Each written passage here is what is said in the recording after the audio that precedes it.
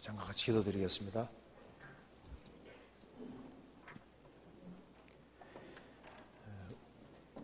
우주 만물을 창조하시고 인간 역사를 주장하시는 거룩하신 우리 아버지 하나님 감사합니다. 저번 일주일 동안 하나님 말씀을 배울 수 있게 해주신 것을 진심으로 감사드립니다. 또 이번에도 많은 사람이 참석할 수 있도록 도와주시고 또 주 성령님의 역사로 많은 사람을 거듭나게 해주신 것을 믿고 감사드립니다. 이 크신 은혜와 사랑을 저희들이 무엇으로 헤아릴 수 있겠습니까? 이 시간 또 주님 앞에 한자리에 같이 모였습니다. 이 가운데 주 성령께서 두루 역사해 주시고 하나님의 말씀으로 우리 영혼을 환하게 밝혀주시고 또 마음속에 있는 여러 가지 의문들을 제해 주시고 우리의 행보를 말씀 위에 굳게 세워 주옵소서. 머자나 주님 앞에서는 그날 칭찬과 영광과 존귀를 얻을 수 있도록 우리의 삶을 다스려 주옵소서. 오늘 이 말씀을 통해서 그리스도인의 신앙생활이 무엇인지를 깨달아 알 수 있도록 도와주시고 어떻게 하면은 열매를 맺을 수 있는지를 알 수 있도록 도와주시고 30배, 60배, 100배 결실하는 귀한 인생들이 다 될 수 있도록 도와주시옵소서.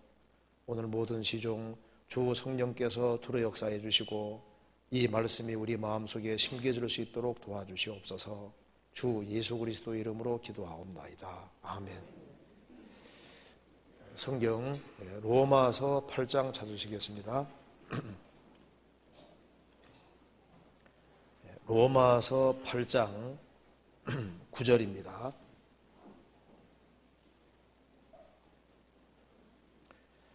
팔 8장 9절 제가 읽겠습니다.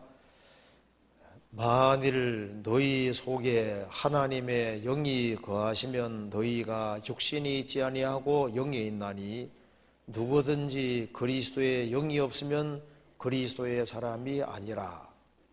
15절 너희는 다시 무서워하는 종의 영을 받지 아니하였고 양자의 영을 받았으므로 아바 아버지라 부르짖느니라.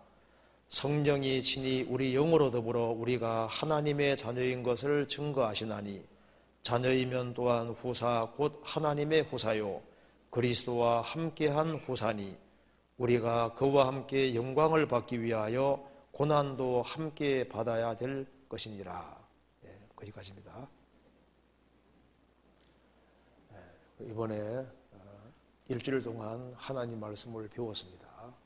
이번에도 많은 사람들이 새로 말씀을 들었고 또 많은 사람들이 구원을 받았습니다. 오늘 말씀은 어제 말씀에 이어서 이제 구원을 받은 사람이 어떻게 신앙생활을 해야 될지를 같이 좀 배워봐야 되겠습니다. 그래서 간단하게 좀 말씀을 좀 드려보도록 하겠습니다. 오늘 원래 성찬식이 있어야 되는데 없기 때문에 좀 말씀을 좀 충분히 드릴 수 있을 것 같습니다. 예. 이 세상에서 그리스도인이 된다고 하는 것은 가장 복된 사실이 아닐 수 없습니다.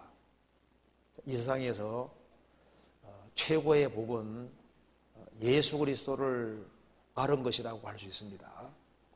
하나님은 복 자체가 되십니다. 디모데전서 6장 보면은 하나님은 복되시며 하나님은 복 자체가 되시는 분입니다. 그리고 하나님이 사람이 되신 분이 바로 예수님이기 때문에 예수님이야말로 복덩어리인 겁니다. 우리 인생의 유일한 소망이고 복이 바로 예수 그리스도입니다. 그래서 예수 그리스도를 알지 아니하면은 인생의 문제가 풀리지를 않는 겁니다.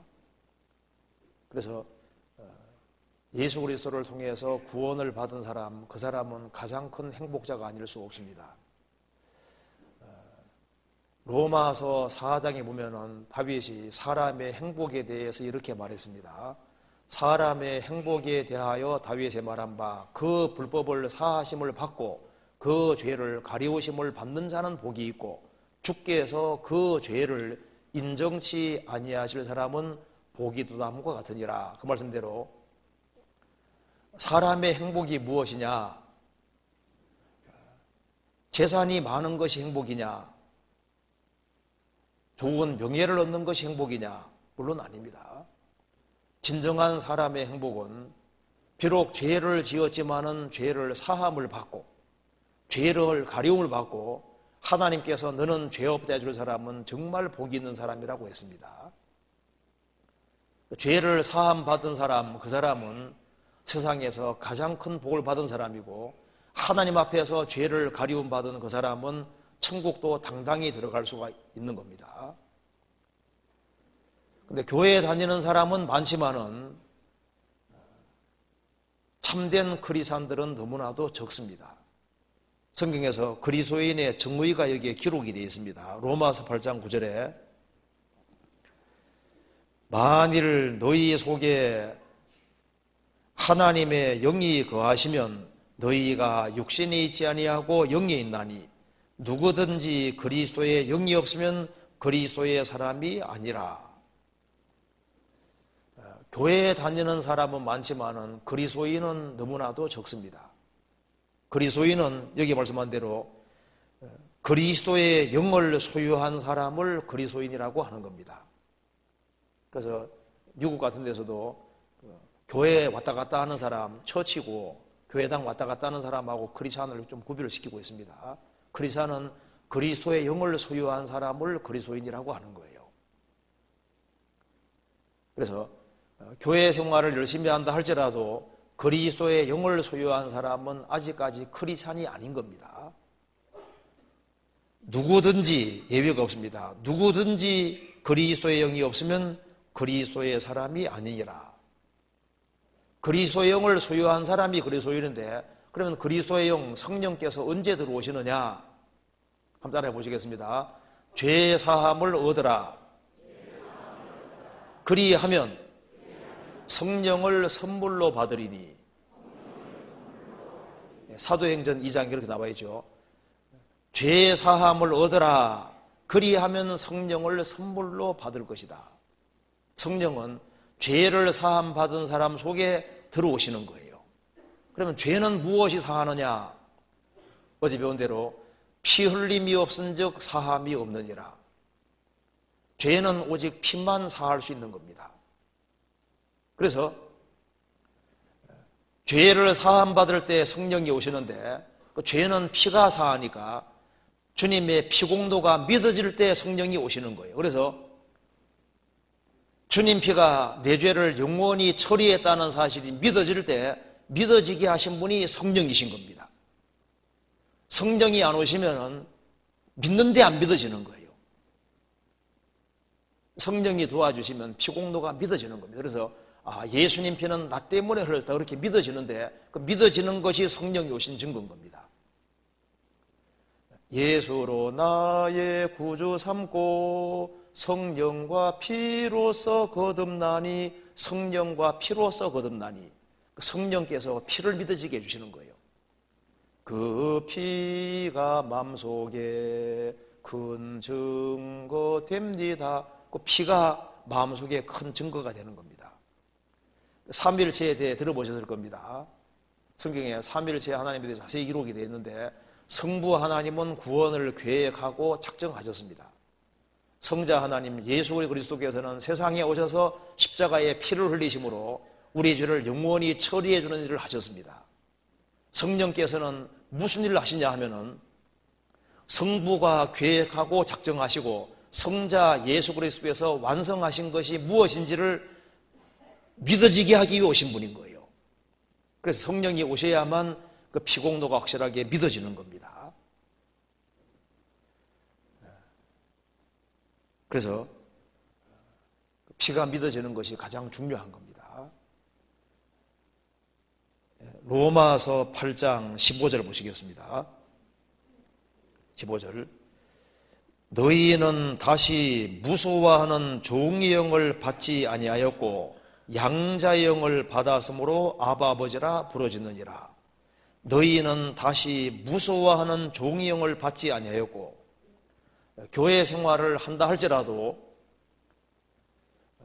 행위에 기대는 사람, 착한 일을 해서 천국 가려고 하는 사람은 무서워하는 종의 영을 받은 사람들이기 때문에 신앙생활하면서 항상 두려운 것이 있는 거예요. 행위에 기대는 사람, 행위에 기대해 천국 가려고 하는 사람, 그 사람 영혼 깊숙한 곳에 항상 두려움이 있는 겁니다. 종하고 아들은 다릅니다. 제가 남의 집에 좀 살아봐서 아는데요. 주인집 아들 밥 먹는 폼하고 제가 먹는 폼이 달라요. 주인집 아들은 밥 먹을 때 막 밥알 막 흘리면서도 먹습니다. 목소리도 후루룩 소리가 나잖아요. 저는 조심스러워요. 밥을 먹을 때도 삭삭 긁어서 흠 잡힐까봐. 국 먹을 때도 소리도 잘 못 내가지고 조심스럽게. 주인이 있으면 껄끄러고 불편해요. 주인집 아들은 안 그러잖아요. 애 점수가 좀 올라가면 좀 편안해. 내려가면 불안해요. 아들이야 뭐 점수 올라가든 내려가든 관계없잖아요. 교회에 다니는 사람도 그렇습니다. 자기 행위에 기대는 사람은 열심히 주의를 지키고 착하게 살아갈 때는 편안해요. 또 그렇지 못할 때는 항상 불안한 마음이 있는 겁니다. 이게 종인 거예요. 너희는 다시 무서워하는 종의 영을 받지 아니하였고 양자의 영을 받았으므로 아바 아버지라 부르짖느니라. 성령을 다른 말로 양자의 영이라고 하는 거예요. 양자의 영. 아들의 영을 받았으므로 아바 아버지라 부르짖느니라. 하나님이 내 아버지다. 죄를 사함받고 의롭다함을 얻은 그 사람은 하나님의 아들인 겁니다. 아들이 아닌 사람이 아들 된 것을 양자라고 하는 거예요. 우리가 양자의 영을 받았다. 자, 노예 주인이 노예를 끌고 가고 있습니다. 그런데 노예 주인이 끌고 가고 있는데 한 돈 많고 권세 많은 사람이 보니까 노예가 너무 불쌍해요. 그래서 노예 주인 불렀습니다. 노예 값이 얼마요? 그래서 그 값을 지불하고 노예를 해방시킬 수가 있었습니다. 평생 노예 생활하던 사람이 돈 많고 권세 많은 사람에 의해서 노예 신분에서 해방이 되고 자유민이 될 때 얼마나 좋았겠어요. 자유민 된 것도 감사하고 좋은데 이 돈 많고 권세 많은 사람은 이 노예를 더 불쌍히 여겨서 자유민 되기 위해서뿐 아니라 법적으로 양자 입적시켜서 이 돈 많고 권세 많은 사람의 아들로 삼았다 그 말입니다. 이건 더 큰 축복인 겁니다. 그랬을 때 이걸 양자라고 하는 거예요.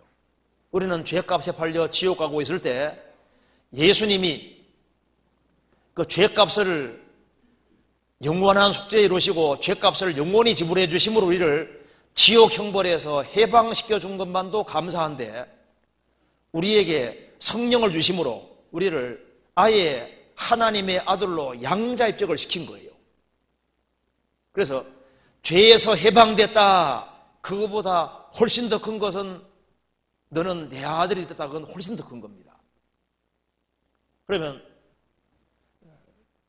노예 생활 오래 하다가 자유민이 돼서 양자가 됐을 때 당장 아들답게 살까요? 노예의 근성과 기질이 나올까요? 노예의 근성과 기질이 나오죠.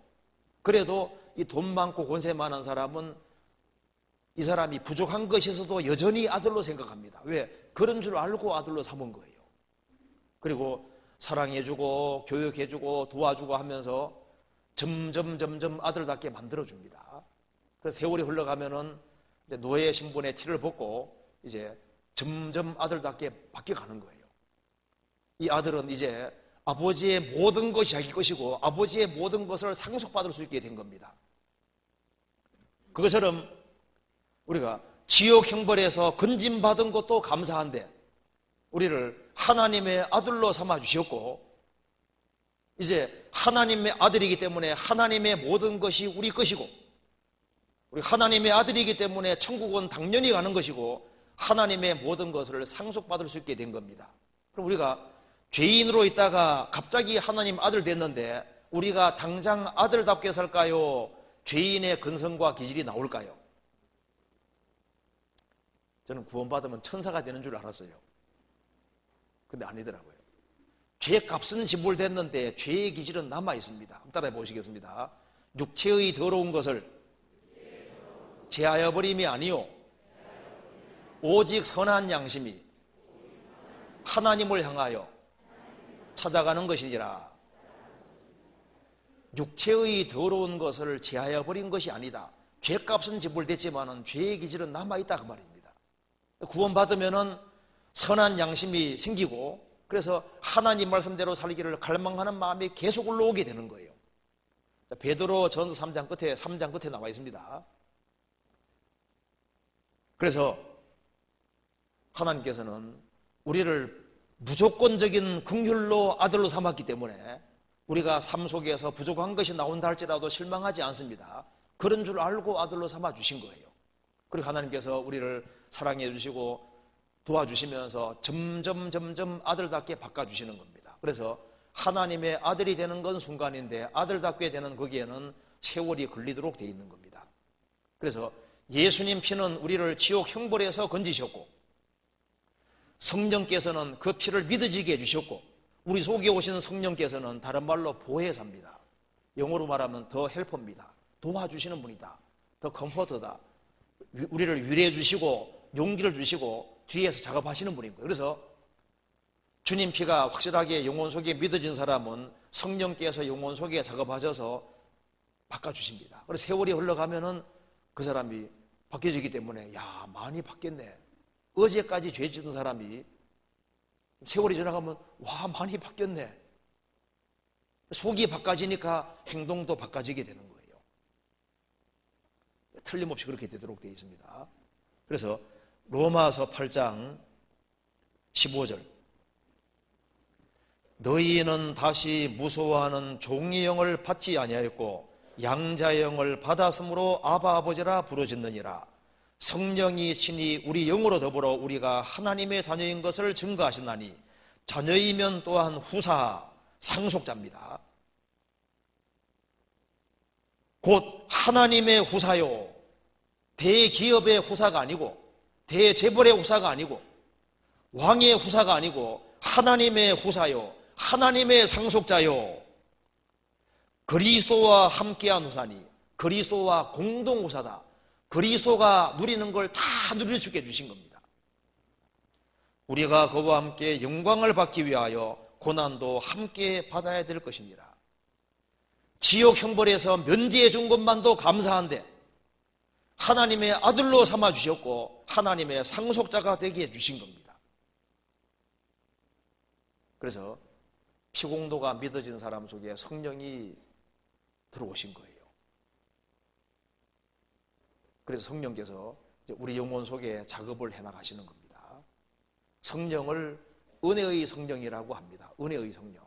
그래서 성령이 오실 때 뭐가 깨달아지냐 하면은 말로만 듣던 하나님의 은혜, 십자가의 은혜와 사랑이 깨달아지는 거예요. 아, 하나님이 정말 나를 사랑하셨구나. 그 은혜와 사랑이 깨달아지는 겁니다. 그렇기 때문에 사람이 은혜를 받으면 감사하는 마음이 생기기 때문에 그래서 피공도가 믿어진 사람은 감사의 사람이 되는 겁니다.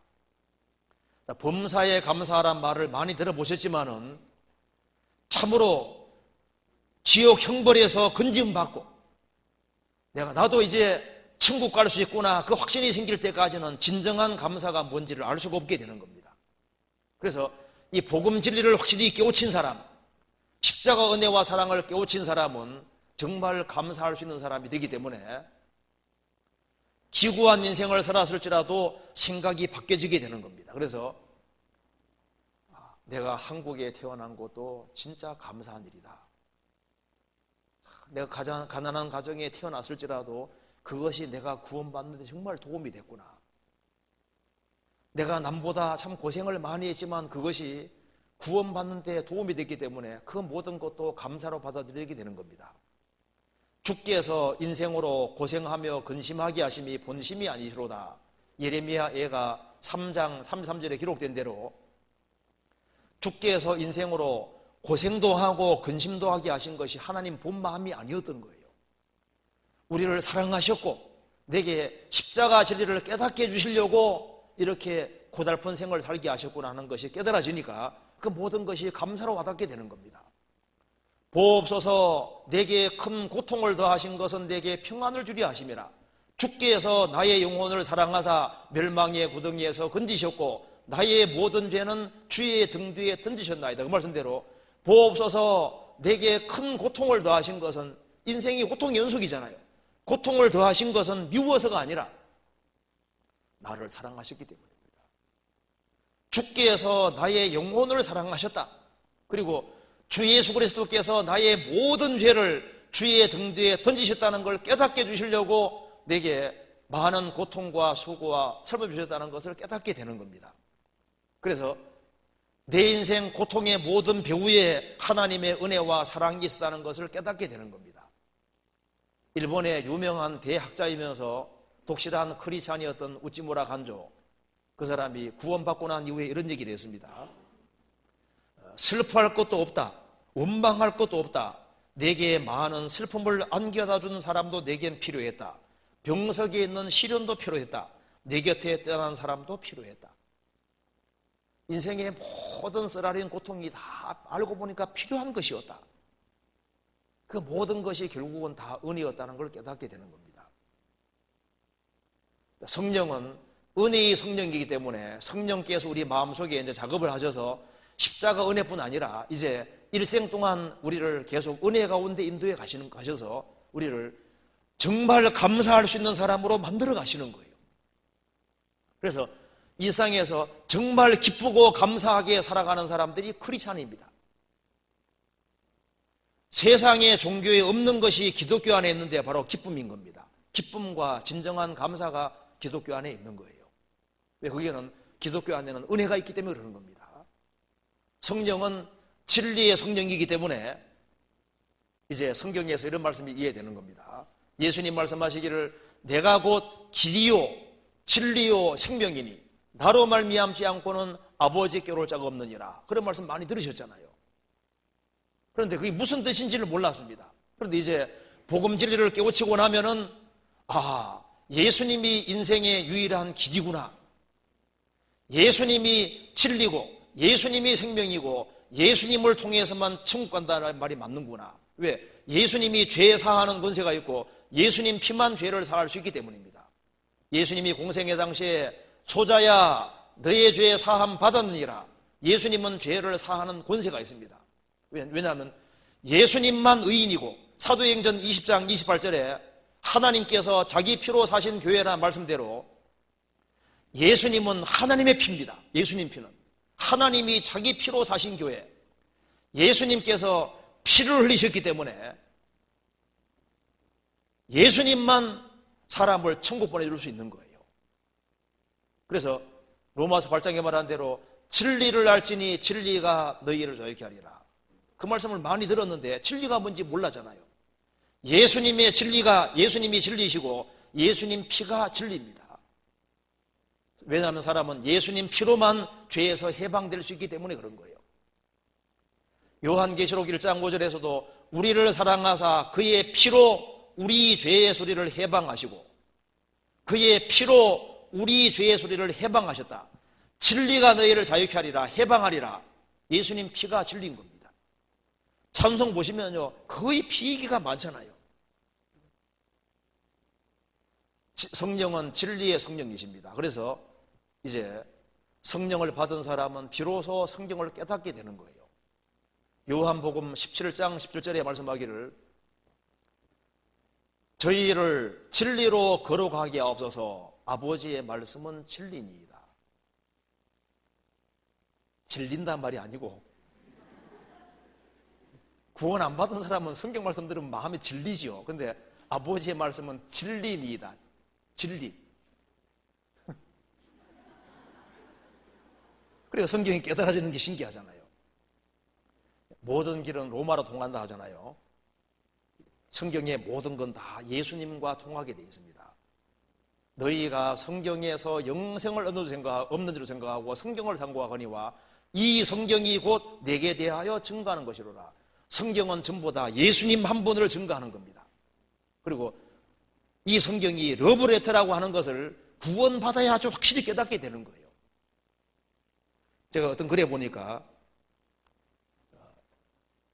1875년에 파리의 한 화가가, 발음하기도 어려워요. 르끌쥐드라는 사람이, 르끌쥐드라는 사람이 어떤 여자를 사랑했습니다. 그래서 나는 당신을 사랑합니다. 이걸 몇 번 썼냐 하면은 187만 5천 번을 써서 편지로 보낸 겁니다. 그게 가장 긴 편지라고 하거든요. 나는 당신을 사랑합니다. 이것이 100만, 100만, 87만 5천 번. 그런데 그것은 일시적인 사랑입니다. 하나님은 사랑 자체가 되시고 하나님은 사랑으로 충만하신 분이잖아요. 그래서 이제 성경을 거듭나야만 이제 성경이 이제 이해가 되는 거예요. 그렇잖아요. 성경이 재밌어지고 성경이 깨달아지게 되는 겁니다. 또한 성령은 홀리 스피릿, 거룩한 영입니다. 그래서 속죄받은 사람 속에 성령이 와 계시고, 그렇기 때문에 구원받기 전에 죄 짓는 것을 좋아했는데 구원받고 나면 죄가 미워지고 싫어지는 거예요. 죄를 지울 수는 있지만은 죄 가운데 살기를 원치 않게 되는 겁니다. 돼지는 깨끗하게 씻겨놓으면 더러운 것에 금방 들어눕죠. 그런데 구원받은 사람 속에는 성령이 오셨고 새로운 본성이 생기기 때문에 양처럼 더러운 것을 밟을 수는 있지만은 뛰쳐나오는 힘이 있잖아요. 그리스도인이 죄 짓는 것은 불가능하지는 않지만은 죄 가운데 계속 살지는 않습니다. 죄에서 구별되는 힘이 있는 거예요. 그래서 너 착하게 살아라, 열심히 살아라, 아무리 그렇게 착하게 살아지는 것이 아니고 죄를 사함받고 성령이 오시면은 죄에서 멀어지는 힘이 와 있는 거예요.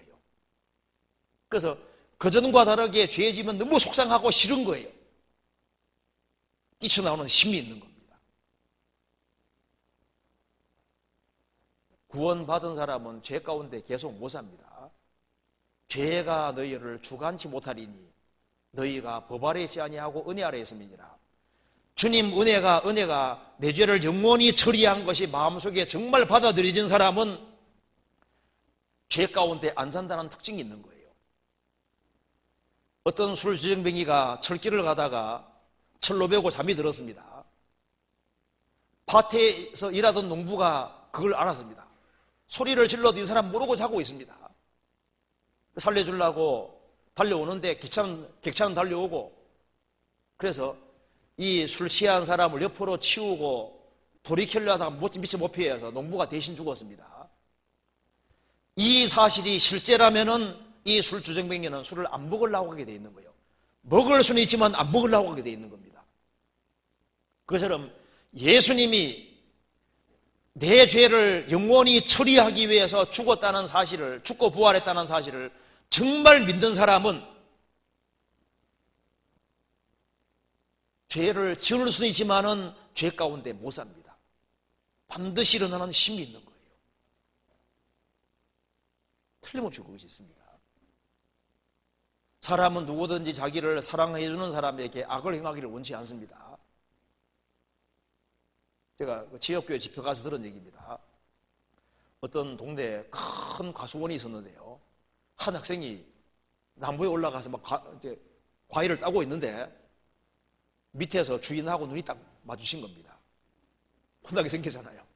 근데 주인이 말하기를 너 딸만큼 따가지고 가래 하고 지나가 버리는 거예요. 그 사람 학생이 다 내어버리고 가는 겁니다. 다른 집에 서리하러 가도 그 집은 절대 서리하러 안 갑니다. 사람은 은혜를 베풀어 준 사람에게는 악을 행하기 원치 않습니다. 죄를 영원히 사해 주셨기 때문에 오히려 죄 가운데 못 사는 거예요. 믿는 순간까지 지은 죄만 사했으면은 착하게 살아보려 하다가 몇 번 넘어지면 이왕 배려면 이렇게 돼버리는데요. 죄를 영원히 처리해 준 걸 받아들인 사람은 넘어질 수는 있지만은 그 죄까지 처리한 것이 사실이기 때문에 일어나는 힘이 있는 거예요. 그 참 신기한 겁니다. 그래서 주님의 은혜와 사랑은 사람으로 하여금 죄에서 벗어나게 만들어 주시는 거예요. 그리고 성령께서는 여호와를 경외하는 영입니다. 그렇기 때문에 사람이 복음 진리가 딱 믿어지면은 하나님 중심으로 살아야 된다는 것이 저절로 이해가 되는 거예요. 조이 성교회라는 거 들어보셨을 겁니다. 그 조이 성교회가 왜 그 말이 만들어졌냐면 Jesus first, other second, you third 이렇게 되어 있는 겁니다. 그러니까 예수님이 첫 번째, 다른 사람은 두 번째, 자기는 세 번째다. 그래 조이 성교회거든요. 구원받지 아니한 사람은 항상 자기 중심인데요. 구원받고 나면은 성령께서 우리 영혼 깊숙이 들어오셨기 때문에 주와 판자는 한 영이 되고, 그렇기 때문에 이제 구원받은 사람은 자동으로 하나님이 첫 번째고, 하나님 중심, 그 다음에 이웃 중심이 되고, 자기는 뒤로 물러가게 되는 거예요. 그래서 이제 구원받고 나면요, 이제 항상 이게 마음속에 항상 주님 중심으로 살아야 되겠다는 것 자체가 자연스럽게 딱 자리 잡게 되는 거예요. 여기까지 이해되시죠? 그래서 주님 피로 죄를 사함 받은 사람은 하나님의 아들입니다. 자, 이걸 한번 잠깐 봅시다. 자, 구원받기 전에는 하나님은 심판자고 나는 죄인이었습니다. 근데 예수님께서 십자가 피로 죄를 영원히 처리하셨기 때문에 주님의 확실한 공로를 믿음으로 심판자는 아버지 되고 나는 아버지 아들이 됐다 그 말입니다. 이제 심판자와 죄인 관계는 끝났고 새로운 가족 관계가 시작이 된 거예요. 그래서 구원받기 전에는 하나님은 심판자고 나는 죄인인데, 이제 구원받고 나면은 심판자와 죄인 관계는 없어지고 이제 아버지 아들 부자 관계가 됐다 그 말입니다. 그래서 이제 하나님 아버지 하면 아버지가 오냐, 이제 기도가 되는 겁니다. 하나님은 누구의 기도 들으시냐면 하나님 아들 된 사람의 기도를 들으시는 거예요. 그리고 이제 아버지 아들이 사귀는 가운데 아들이 혹 잘못할 수 있죠? 잘못해도 아들이잖아요. 잘못하면 아버지 잘못했습니다. 자백입니다. 이 자백은 천국 가려고 자백하는 것이 아닙니다. 아버지 아들이니까. 자백은 헬라 원어로 동의한다 그런 뜻입니다. 아버지가 나 잘못한 거 맞지? 하면 나 잘못한 게 없어요. 아버지 괜히 그러시네 하면 사귐이 안 되잖아요. 자기 잘못을 시인하고 돌이키면은 이게 친밀한 사귐이 됩니다. 그래서 자백하면 용서해 준다고 했습니다. 용서해 준다는 말은 다시 친밀한 관계가 회복이 된다. 그래서 이 자백과 용서는 뭘 위해서 하냐 하면은 아버지와 아들 간에 뭘 위해서입니까? 친밀한 사귐을 위해서입니다. 형벌을 면제받기 위해서 자백하는 게 아니고 아버지 아들 간의 친밀한 사귐을 위해서입니다. 그래서 아버지와 아들 간의 친밀한 사귐을 위해서 자백과 용서가 있다고 성경에 말했습니다. 요한일서에 기록이 되어 있습니다. 그리고 이제 아버지 아들 된 사람은 크게 두 종류가 있는데 순종을 잘 하는 아들이 있고 말 안 듣는 아들이 있죠. 누가 아들일까요? 누가 아들이에요? 말 잘 듣는 사람의 아들이에요? 안 들으면 아들 아니에요? 둘 다 아들이죠. 근데 누굴 더 사랑할까요? 자식 안 키워보셨구나. 둘 다 사랑합니다. 둘 다. 둘 다 사랑해요. 누굴 더 기뻐하냐 하면은 순종하는 자식을 더 기뻐하시죠. 그래서 성경에 말씀하기를 하나님 아들로서 순종하는 삶을 살아가는 자식은 영원한 상과 영광 준다고 말씀하셨습니다. 그런데 하나님 아들이 고의적으로 큰 죄를 지으면 아버지는 아들이 잘 되기를 원하기 때문에 남의 아들은 내버려둬도 자기 아들은 근실하게 징계합니다. 그래서 아버지 아들은 멸망 없는 대신에 뭐가 있습니까? 징계라는 게 있는 거예요. 하나님은 아들로 우리를 대우하시는 겁니다. 성경 찾아봅시다. 히브리서 12장.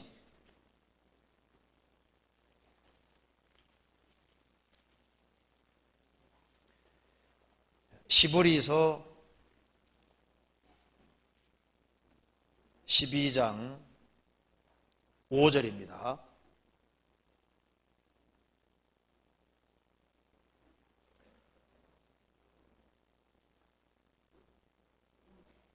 또 아들들에게 권하는 것 같이 너희에게 권면하신 말씀을 잊어두다. 일러서되 내 아들아 주의 징계하심을 경히 여기지 말며 그에게 구제람을 받을 때 낙심하지 말라.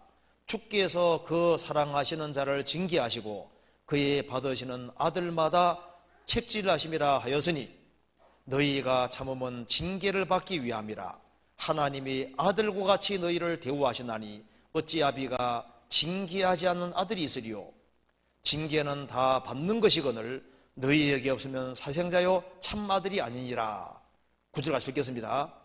또 우리 육체의 아버지가 우리를 징계하여도 공경하였거든 하물며 모든 영의 아버지께 더욱 복종하여 살려하지 않겠느냐.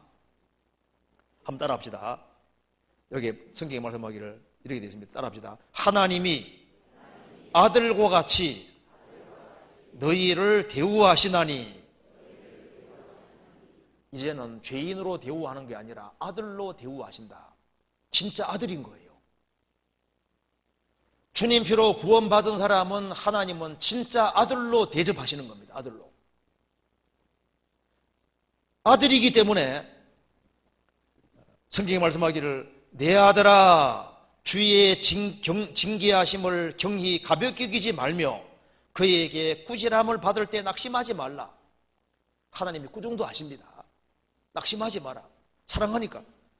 주께서 그 사랑하시는 자를 징계하시고 그에 받으시는 아들마다 책질하심이라 하였으니 하나님이 아들로 대우하시기 때문에 아버지가 꾸중도 하고 징계도 하신다.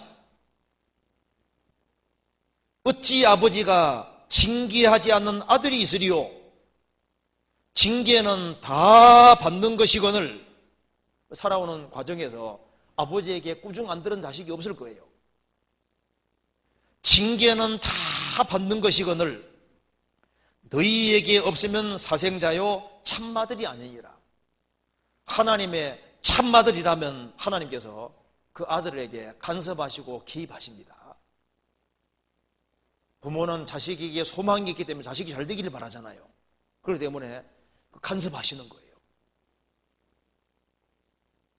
사랑합니다. 그래서 우리 육체의 아버지가 우리를 징계해도 우리는 공경합니다.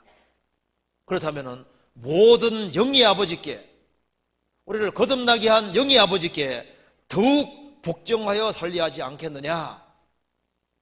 그래서 하나님의 아들이 혹시 곁길로 가고 이렇게 하면 정확히 징계가 내려옵니다. 이제 그런지 안 그런지 보세요. 징계가 옵니다. 설마 오겠나? 징계 한번 받아보려고 일부러 잘못하면 안 됩니다. 징계가 정확히 와요. 야곱은 구원을 받은 사람입니다. 야곱은 생애 속에서 2번 크게 속였기 때문에 자기 생애 속에서 2번 크게 속임을 당했잖아요. 그는 형을 속이고 아버지를 속였습니다. 팥죽 한 그릇에 장자 명분을 팔게 했기 때문에요. 쉽게 말해서 50억짜리 물건을 팥죽 한 그릇과 팔면 어떻게 될까요? 사기꾼이잖아요. 그래서 형 에서가 말하기를 아버지 야곱 동생이 나를 속였습니다. 그는 형도 속이고 아버지도 속였잖아요.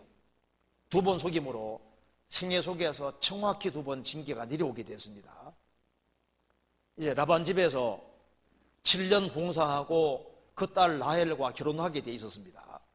그런데 장인이 언니 레아를 첫날 밤에 집어넣어 버린 거예요. 야곱이 잠자고 나니까 보니까 언니인 겁니다. 동생은 이쁘게 생겼는데 언니는 그렇지 못하거든요. 그래서 장인 어떻게 나를 속였습니까? 우리 동네에서는 동생부터 시집 보내는 법이 없다. 내게 7년 더 봉사하면 내가 7일 후에는 동생 주겠다. 그래서 졸지 아내가 둘이 돼버린 겁니다. 한번 크게 속았습니다. 그리고 이제 자녀를 12명을 낳았어요. 그런데 10명의 아들들이 11번째 요셉을 미국에서 에집트에 팔아먹고 짐승을 죽여서 야곱의 요셉의 채색 옷에다 피를 묻혔습니다. 아버지한테 가져왔습니다. 아버지 이거 요셉 옷이 아니에요. 우리 아들이 정령 짓겠구나. 야곱이 자기 아들 10명에게 10년 이상 폭 속았거든요. 왜 속았냐면 자기가 아버지 속였잖아요. 징계는 정확히 옵니다. 그래서 하나님 아들 된 사람은 멸망은 없는 대신에 징계는 오기 때문에요. 시간 지나가면 하나님이 계산이 정확하다는 걸 알게 됩니다. 그리스안이 남을 크게 속였다. 자기가 속인다고 합니다. 남에게 어떤 불이익을 끼치면요, 이상하게 그 자기 불이익을 당하게 돼 있어요. 징계가 당장 안 와도 시간 지나면 오게 돼 있습니다. 왜 오냐 하면 사랑하니까. 잘 되기를 바라기 때문인 겁니다. 그래서 성경이 말씀하기를 성령께서는 보정으로 들어오셨기 때문에 신약시대 성령은 한 번 들어오시면 다시 안 나갑니다. 그렇기 때문에 구원받은 사람은 보증이 되는 거예요. 그래서 요한복음 10장 28절 29절에 내가 저희에게 영생을 주노니 영원히 멸망치 아니할 터이요 또 저희를 내 손에서 빼앗을 자가 없느니라. 내가 저희에게 영생을 주노니 영원히 멸망치 아니할 터이요. 주님이 한 번 주신 영생은 안 뺏어가는 겁니다. 로마서 8장에서도 누가 능히 하나님의 택하신 자들을 송사하리요 의롭다 하시는 이는 하나님이시니 누가 정죄하리요. 하나님이 의롭다 하셨기 때문에 누가 정죄하겠느냐. 최고 재판장이 죄 없다고 의롭다고 하셨다 그 말입니다. 그리고 보증으로 성령 주셨기 때문에 하나님 아들 된 사람은 멸망이 없다 그 말입니다. 여기까지는 이해되시죠? 그러면 이제 우리가 어떻게 하면 신앙생활 잘할 수 있을까? 여기에 대한 비결을 깨우쳐야 되는 거예요. 구원받은 하나님 자녀가 신앙생활을 다 잘하면 좋은데 우리에게 적이 있기 때문에 신앙생활을 잘 못하는 거예요. 먼저 우리 속에 타락된 기질이 속에 있는 겁니다. 이건 주님 오셔야만 없어지거든요. 한번 따라 합시다. 육으로 난 것은 육이요 성령으로 난 것은 영이니 거듭나는 것은 우리 영이 거듭났지 육은 그대로 남아있어요. 우리 속에 한번 들여다봅시다. 들여다보시면 누가 열받게 하면 열이 나요 안 나요? 나죠. 속에 다 죄의 기질은 남아있는 거예요. 이건 주님 오셔야 없어지는 겁니다. 저도 구원받고 난 이후에 이걸 죄의 기질을 없애려고 노력해봤는데 기질은 안 없어져요. 이건 죽을 때까지 있고 주님 오셔야만 없어지는 겁니다. 우리 속에 육신이 있고 또 마귀가 우리 영혼은 못 뺏어갑니다. 구원받은 사람 영 속에는 마귀가 들어올 수 없어요. 그래서 크리스찬은 귀신 들림이 없는 겁니다. 크리스찬이 안 되는 것이 귀신 들리는 게 안 되는 거예요. 성령이 영 속에 와 계시니까 마귀가 영 속에 들어올 수 없는 겁니다. 그렇지만 마귀가 우리 영혼은 못 뺏어가도 우리 신앙생활은 망치게 유혹할 수 있거든요. 그리고 이 세상에 유혹이 너무 많잖아요. 먹음직하고 보암직하고 지혜롭게 할 만한 것이 많고 막 세상이 막 우리를 부르고 있거든요. 그러니까 우리 육신과 마귀와 이 죄 많은 유혹 많은 세상 요것이 있으니까 신앙생활을 다 잘하면 좋은데 그렇지를 못하다 그 말입니다. 그럼 어떻게 하면 신앙생활을 잘할 수 있을까? 여기에 대한 비결을 깨우쳐야 되는데 비결이 아주 간단하게 돼 있는 겁니다. 하나님은 할 수 있는 것만 하게 하시는 거예요. 왜 믿으라 하냐면 믿을 수 있으니까. 믿는 거 얼마나 간단해요. 뭘 해서 천국 가는 것이 아니라 믿어 천국 가는 거니까 얼마나 쉽습니까? 그런데 신앙생활도 막 힘쓰고 애쓰고 막 노력하고 뭐 이렇게 해서 되는 게 아니에요. 우리의 적은 너무나도 강합니다. 우리 육신은 항상 있고 마귀도 있고 죄 많은 세상 속에 살아야 되기 때문에 신앙생활을 잘할 수 있는 비결을 깨우쳐야 되는 거예요. 그것이 아주 간단하게 돼 있는 겁니다. 사실 이거 하나 알면은 신앙생활 하는데 별 문제가 별로 안 생깁니다. 그것이 바로 위치라는 겁니다. 위치. 있을 곳에 있다는 것이 이게 제일 중요한 문제인 거예요. 즉 육신적인 위치와 영적인 위치 지키는 게 제일 중요합니다. 그래서 있을 곳에 있으면 돼요. 그러면은 신앙생활은 저절로 되게 돼 있으니까 뭘 하는 문제가 아니라 무슨 문제라고요? 있는 문제. 신앙생활은 하는 것 전에 있을 곳에 항상 있는 것이 제일 먼저 중요한 거예요. 그래서 이걸 한번 같이 생각해 봅시다. 오늘 말씀에 이게 제일 중요한 겁니다. 위치가 제일 중요한 문제인 거예요. 먼저 육신적인 위치부터 생각해 봅시다. 고린도전서 7장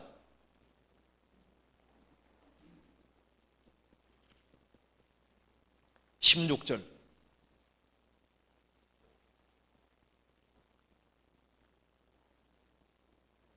7장 16절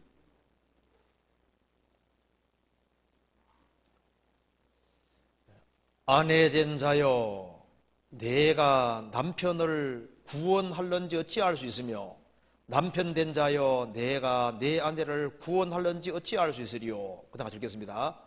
오직 주께서 각 사람에게 나눠주신 대로 하나님이 각 사람을 부르신 그대로 행하라. 내가 모든 교회에서 이와 같이 명하노라.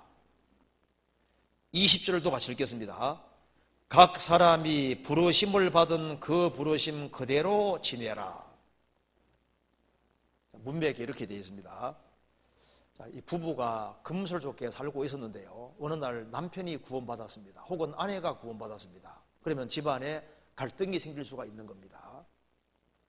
구원받은 사람 영혼은 하나님을 사모하는 마음이 있으니까 신앙생활을 열심히 하기를 원하는데, 남편은 구원 안 받은 사람은 세상적이잖아요.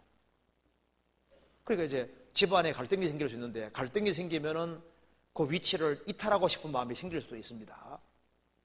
성경이 말씀했습니다. 아내 된 자여 내가 남편을 구원할런지 어찌할 수 있으리요. 남편 된 자여 내가 내 아내를 구원할런지 어찌할 수 있으리요. 구원받을지도 모르니까 그 위치를 지키라는 겁니다. 그래서 오직 주께서 각 사람에게 나눠주신 대로 하나님이 각 사람을 부르신 그대로 행하라. 내가 모든 교회에서 이와 같이 명하노라. 천재 부르심 받은 그 위치를 그대로 고수하고 지키라 그 말입니다. 그리고 직장 생활 속에서도 이제 구원받고 나면 갈등이 생길 수 있습니다. 갈등이 있을지라도 그 위치에서 이겨나갈 생각을 하라는 겁니다. 이겨나갈 생각을 하고, 그리고 도무지 그 위치가 아니라고 생각이 들면은 주님께 기도하는 가운데 자연스럽게 인도함을 받아야 되는 겁니다. 지식 없는 소원은 선치 못하고 발이 급한 사람은 그러하느니라. 사람이 미련함으로 자기 길을 굳게 하고 마음으로 여호와를 원망하느니라. 발이 급하면 안 돼요. 그래서 그렇지 않은 엉덩이가 무거워야 됩니다. 현재 있는 그 위치에서 이겨나갈 생각해야지 그 위치를 쉽게 이탈하지 마라 그 말입니다. 그리고 그 위치가 아니라고 판단되면은 주님이 자연스럽게 피할 길을 줄 테니까 피할 길을 줄 때까지는 기다리는 것이 필요한 거예요. 고린도전서 10장 보시겠습니다. 고린도전서 10장 13절을 같이 읽어보겠습니다. 사람이 감당할 시험 밖에는 너희에게 당한 것이 없나니 오직 하나님은 미쁘사 너희가 감당치 못할 시험 당함을 허락지 아니하시고 시험 당할 즈음에 또한 피할 길을 내사 너희로 능히 감당하게 하시느니라. 구원받은 사람에게는 감당할 수 없는 시험이 없습니다. 하나님은 참되고 진실하신 분이기 때문에 감당할 수 없는 시험은 안 주세요. 시험 당할 즈음에 또한 피할 길을 주십니다. 주님께서 어린아이에게 쌀가마 짊어지우지 않습니다. 그 사람이 견딜 수 있는 범위 내주시고 도무지 그 위치가 안 맞으면 피할 길도 주세요. 능히 감당하게 하시는 겁니다. 한 번은 어떤 회사에 그 과장 되시는 분이 있었는데요, 그분이 구원을 받은 겁니다. 참 구원받기 전에는 막 놀기도 좋아하고 했는데 구원받고 나니까 회사 생활하는데 껄끄러운 게 많은 거예요. 그러니까 이제 회사 생활에 갈등이 생기니까 사표 쓰고 싶어하는 마음이 있는 겁니다. 어떻게 하면 좋겠네요. 그래서 제가 성경 보여드렸습니다.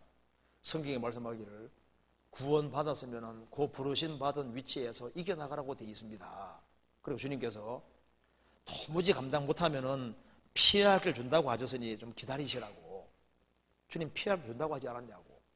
근데 다른 분하고 상담을 하셔서 있잖아요. 개인 사업하는 길을 택했습니다. 용감하게 사표 썼습니다. 대책도 없이. 그때부터 이제 일이 꼬이기 시작해서 오랫동안, 정말 오랫동안 고생 많이 했습니다. 내가 지금까지 현재 살아온 그 바탕에서 그대로 이겨나갈 생각을 해야지 위치 이탈을 함부로 하지 마라 그 말입니다. 우리는 세상의 빛입니다. 세상의 소금이기 때문에 세상에 살도록 지어져 있는 거예요. 그러니까 부러졌을 때는 그 위치에 필요하니까 불 불렀으니까 거기에서 이겨나갈 생각하라 그 말입니다. 그래서 제가 왜 이 얘기를 하냐면요, 제가 구원받고 처음에 혼란을 겪은 것이 바로 이겁니다. 저도 구원받기 전에는 제가 공부를 열심히 했습니다. 뭐 다른 사람도 열심히 했겠지만 저도 열심히 했는데요. 중학교 1학년 한 2학기 때부터인가 제가 좀 열심히 공부했어요. 공부에 취미가 붙으니까 공부하는 거 제외하고는 다 아까운 시간이 되더라니까요. 나중에는 화장실 가는 시간도 아깝고, 그리고 항상 책을 들고 다니는 겁니다. 그래서 책이 또 재밌는 거예요. 그래서 공부에 이제 취미를 붙이고 이제 이렇게 해가지고 이제 대학까지 들어오게 됐는데, 근데 83년도 9월 25일에 구원을 받아버린 겁니다. 거의 한 성경 한 10시간 가까이 배웠어요. 83년도 9월 25일 날 이제 구원을 딱 받고 보니까, 구원 받으니까 속에서 처음으로 이런 생각이 올라오는 겁니다. 공부해서 뭐하나, 그 생각이 샥 올라오는 거 있죠. 저도 놀랐습니다. 공부해서 뭐하나 생각이 올라가면서, 야, 이 성경을 배워봐야 되겠다, 그 생각이 이제 들어오는 거예요. 그래서 이제 교회 생활 열심히 하니까 속에 송석 올라옵니다. 너는 학생이잖아, 공부해야지. 맞죠, 내가 학생이지, 공부해야지. 이제 공부 열심히 하다 보면 속에 송석 올라옵니다. 너는 크리스찬이잖아, 신앙생활 열심히 해야지. 맞아, 크리스찬이지, 신앙생활 열심히 해야지. 그래서 신앙생활 열심히 하다 보면 속에 송석 올라옵니다. 너는 학생이잖아, 공부해야지. 맞아, 공부해야지. 공부하다 보면 너는 크리스찬이잖아. 크리스찬 생활도 마음이 왔다 갔다 하는 거예요. 한동안 헤맸습니다. 나중에 보니까 두 개를 다 해야 되더라고요. 어떤 사람은 크리스찬인 것을 핑계대고 자기 할 일 열심히 안 하는 사람인데 그거 안 됩니다. 어떤 사람도 자기 할 일 열심히 하면서 신앙생활 등하니 그것도 안 되는 거예요. 둘 다 해야 되는 겁니다. 그래야만 양심의 정죄를 안 받게 되는 거예요. 그럼 그러면 어떻게 해야 될까요? 부지런해져야 돼. 그렇죠. 그래서 로마 성경 잠언 6장에 게으른 자여 개미에게로 가서 그 하는 것을 보고 지혜를 배우라. 그래서 크리스찬들은 두 개를 다 해야 되기 때문에 부지런해져야 되는 겁니다. 그리고 두 개를 다 할 수 있는 이유는 주님이 주시는 새로운 힘이 있는 거예요. 오직 여호와를 앙망하는 자는 새 힘을 얻으리니 독수리의 날개치며 올라감 같을 것이요 다른 박질 안에도 곰빛이 하나 있고 걸어가도 피곤치 않으리로다. 이사야 40장에서 말씀하신 대로 오직 여호와를 앙망 쳐다보는 자는 새 힘을 얻을 것이다. 독수리의 날개치며 올라감 같을 것이다. 다른 박질을 하여도 곰빛이 하나 있고 걸어가도 피곤치 않으리로다. 크리스찬들에게는 뭐가 있냐면 새로운 힘이 있어요. 그렇기 때문에 가정생활하고 직장생활하고 신앙생활하고 전도하고 이걸 다 할 수 있는 이유는 새로운 힘이 주어지기 때문에 그런 거예요. 구원을 받지 아니한 사람은 가정생활, 직장생활 이것도 힘들잖아요. 크리스찬들은 이것저것 할 수 있는 이유는 주님이 주시는 새로운 힘이 있기 때문에 그것이 가능한 거예요. 그래서 이렇게 생각하면 맞습니다. 가정주부면은 가정주부로서 남편을 사랑하고 자식을 사랑하고 집안일 열심히 하는 것이 신앙생활이라는 걸 알아야 되는 거예요. 우리가 교회 안에서 보내는 시간은 아주 적은 시간입니다. 그리고 일주일이라는 시간 속에서 크리스찬들과 같이 만나고 성경 배우고 같이 이렇게 모이고 하는 시간은 제한된 시간이고 아무리 길어도 하루 되기가 어려워요. 그러면은 나머지 시간은 뭐냐 그 말입니다. 우리 일상생활 자체가 신앙생활입니다. 신령하다는 것은 정상적인 걸 말하는 거예요. 그래서 우리가 자기 주어진 일을 최선 다해서 하는 것이 신앙생활인 거예요. 야곱은 양치는 생활 열심히 하면서 신앙을 배운 거잖아요. 그래서 학생은 열심히 공부하는 것이 그게 신앙생활인 거예요. 직장인은 직장생활 열심히 하는 것이 신앙생활인 겁니다. 그래서 학생들은 부모님이 얘야 제발 공부 좀 그만해라 소리 날 만큼 원래 해야 되거든요. 그래야지 부모가 감동받을 거 아니에요. 회사 생활하면서도 근실하게 하면은 그에 대해서 상은 하나님이 갚아주시는 겁니다. 골로새서 3장에 말씀하시기를 무슨 일을 하든지 마음을 다하여 주께 하듯 하고 사람에게 하듯 하지 말라. 이는 유업의 상을 주께 받을 줄 알매니 너희는 주 그리스도를 섬기느니라. 무슨 일을 하든지 마음을 다하여 주께 하듯 하고 사람에게 하듯 하지 말라. 이는 유업의 상을 주께 받는다. 내가 아내로서 가정생활을 열심히 하면은 거기에 대한 보상을 하나님이 해주시는 거예요.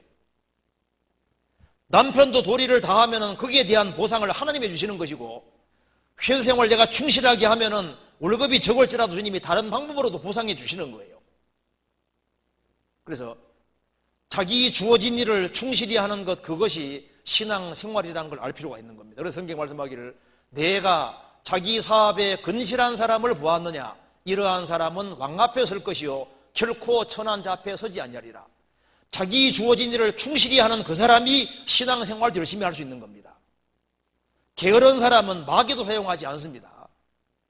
자기 주어진 일을 최선 다해 살아가는 하는 거기서 우리가 신앙을 배우게 되는 거예요. 그래서 자기 위치를 아는 것이 필요합니다. 가정에서 내가 남편이냐 아내냐, 내가 학생이냐, 자기 위치를 잘 아는 게 필요하고 그 위치에서 최선 다하는 게 신앙생활이 되는 겁니다. 궁창은 새 영역이고 바다는 물고기 영역입니다. 그래서 궁창에는 새가 날아라. 궁창은 하늘은 새 영역인 거예요. 바다에는 물고기 번성하죠.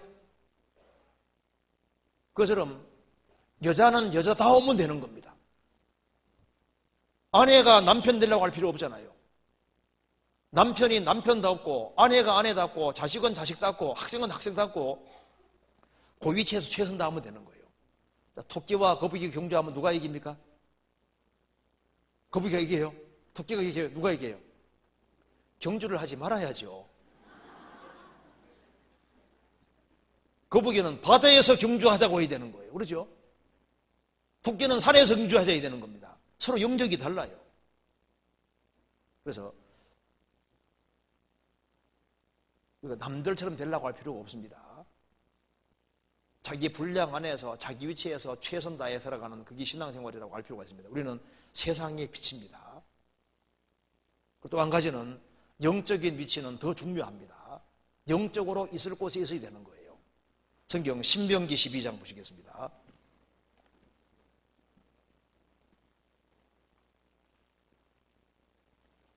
(12장) 13절 14절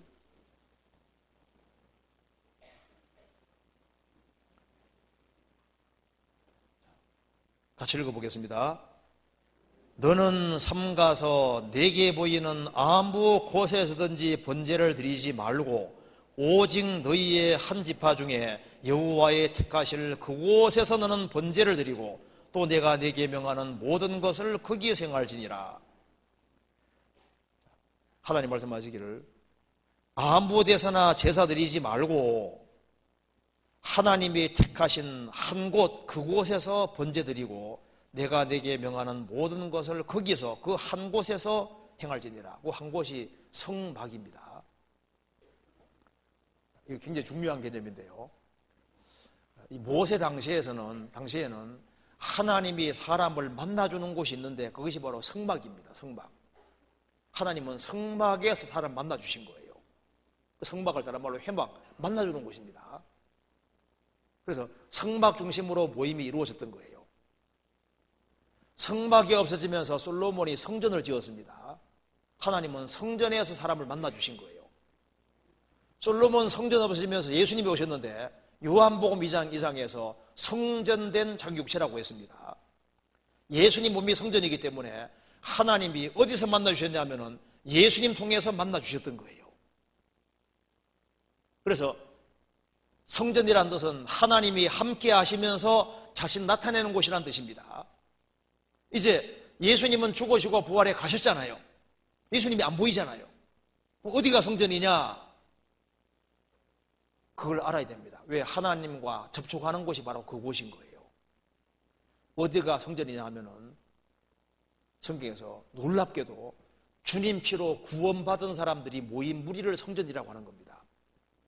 주님 피로 구원받은 사람들이 모인 무리를 교회라고 하고 그 구원받은 사람들의 친밀한 사귐을 교제라고 하고 그 교제하는 무리 가운데 주님이 주인으로 계셔서 두루 역사하시기 때문에 구원받은 무리를 성전이라고 하는 거예요. 그래서 하나님의 성전이 어디냐?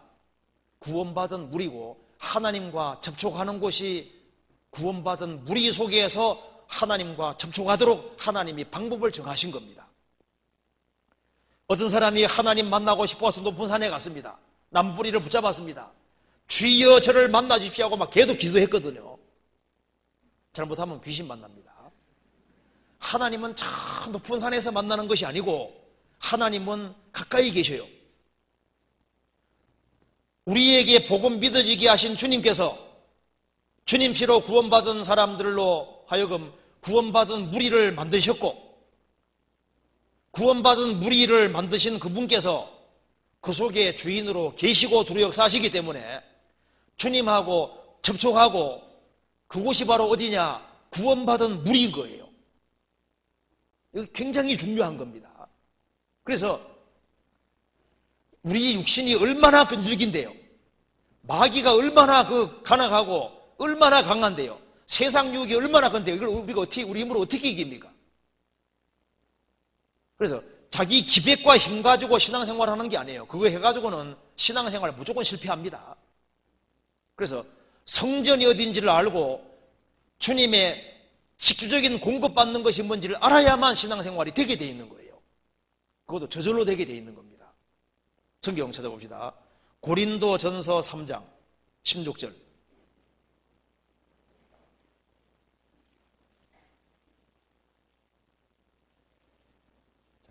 중요하니까 같이 읽어보겠습니다. 3장 16절 같이 읽겠습니다. 너희가 하나님의 성전인 것과 하나님의 성령이 너희 안에 거하시는 것을 알지 못하느냐. 어떤 사람은 내 속에도 성령이 계시니까 내가 성령의 전이다. 성령의 전인 것은 맞는데 여기에 하나님의 성전, The Temple of God, 하나님의 성전이란 말은 어디에만 쓰이냐 하면은 성막, 성전, 그리고 솔로몬 성전, 그리고 주님 피로 구원받은 무리, 여기에만 쓰이는 거예요. 하나님의 성전은 개인을 말하는 게 아닙니다. 너희가 구원받은 무리, 너희가 하나님의 성전인 것과 The Temple of God, 하나님의 성전인 것과 하나님의 성령이 너희 안에 거하는 것을 알지 못하느냐? 알아야 된다는 겁니다. 성령께서 구원받은 무리 가운데 도로 행하신다는 걸 알아야 되는 거예요. 그래서 혼자는 신앙생활이 안 되게 되어 있습니다. 요즘 사람 참 개인주의잖아요. 그래서는 신앙생활을 알 수가 없어요.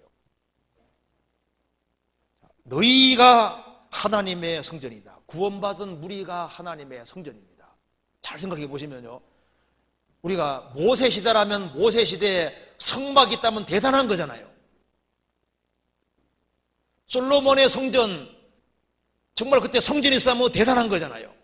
근데 그거보다 더 대단한 성전이 있는데 주님 피로 구원받은 무리가 성전인 거예요. 이건 신앙생활에 절대적으로 중요한 것이 되는 겁니다. 고린도서 6장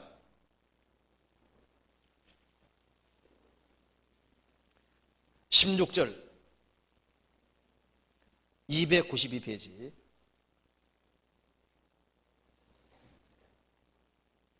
(16절) 같이 읽어보겠습니다. 하나님의 성전과 우상이 어찌 일치가 되리요? 우리는 살아계신 하나님의 성전이라. 이와 같이 하나님께서 가라사대 내가 저희 가운데 거하며 두루 행하여 나는 저희 하나님이 되고 저희는 나의 백성이 되리라 하셨느니라. 한번 따라 합시다. 우리는 살아계신 하나님의 성전이라. 누가 성전입니까? 우리가. 주님 피로 구원받은 무리가 성전이고 내가 저희 가운데 거하며 구원받은 무리 가운데 거하며 도로 행하십니다. 그래서 개의 모임을 아무리 가도 마음과 생활이 안 바뀌죠. 학교 수업에 열심히 참석하고 회사에 열심히 참석하고 세상 친구들하고 동창대 모임도 갖고 아무리 모임을 가져도 마음과 생활이 안 바뀌는데요, 주님 피로 구원받은 사람들이 모이는 그곳에 모여서 같이 말씀 배우고 교제하면 마음과 생활이 바뀌잖아요. 왜 그럴까요? 주의 성령이 계셔서 그런 거예요. 한번 따라 합시다. 주는 영이시니 주의 영이 계신 곳에는 자유함이 있느니라. 주의 영이 계신 곳이 있는데 어디 계시느냐? 구원받은 무리 가운데 계시는. 그래서 구원받은 무리 가운데 열심히 자리를 참석하고 같이 말씀 배우고 한 것밖에 없는데 마음과 생활이 바뀌잖아요.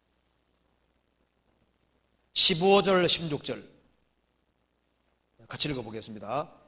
오직 사랑 안에서 참된 것을 하여 범사에 그에까지 자랄지니 그는 머리니 곧 그리스도라. 그에게서 온몸이 각 마디를 통하여 도움을 입으므로 서로 연락하고 상합하여 각 지체의 분량대로 역사하여 그 몸을 자라게 하며 사랑 안에서 스스로 세우느니라.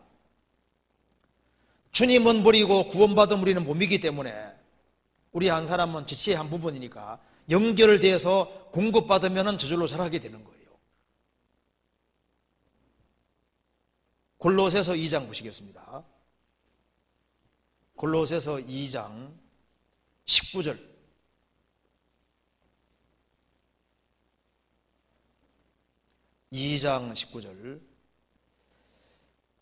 같이 읽어보겠습니다. 머리를 붙들지 아니하는지라 온몸이 머리로 말미암아 마디와 힘줄로 공급함을 얻고 연합하여 하나님이 자라게 하심으로 자라느니라. 이 골로새서 2장에 말씀하기를 너희들 세상 학문 쫓아가봐라. 절대 안 바뀔 거다. 유대율법주의 쫓아가서 형식을 추구해봐라. 경건한 형식 그거 가지고 안 바뀔 거다. 일부러 겸손한 척해도 안 될 거다. 환상 추구해도 안 될 거다. 금욕주의도 안 될 거다. 이거 하지 마라 저거 하지 말아지 해도 안 될 거다 그 말입니다. 어떻게 해야 되느냐? 머리를 붙들어야 되는데 주님은 머리고 교회는 몸이기 때문에 공급을 받으면 힘이 생기고 공급받는 힘으로 신앙생활을 잘할 수 있다고 얘기를 하는 거예요. 신앙생활은 결정되는 것이 공급입니다. 공급. 뭘 하는 게 아니에요. 공급 잘 받으면 신앙생활은 저절로 되게 돼 있는 거예요. 그래서 마음속에 중요한 결정이 하나 필요한 겁니다. 내가 이제 나머지 생활을 살아가면서 어떤 무리에 속해 살 것이냐 그것에 대해서 신중할 필요가 있는 겁니다. 성경에 여러 종류의 무리가 나와 있거든요. 내가 나머지 생애를 어떤 무리 속에 속해야 될지 한번 생각을 해봅시다. 잠언 30장 찾아봅시다. 잠언 30장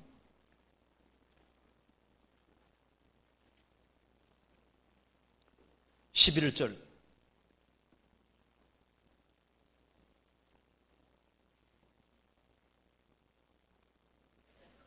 (30장 11절) 942페이지입니다. 아비를 저주하며 어미를 축복하지 아니하는 무리가 있느니라. 불효막심한 무리가 있습니다.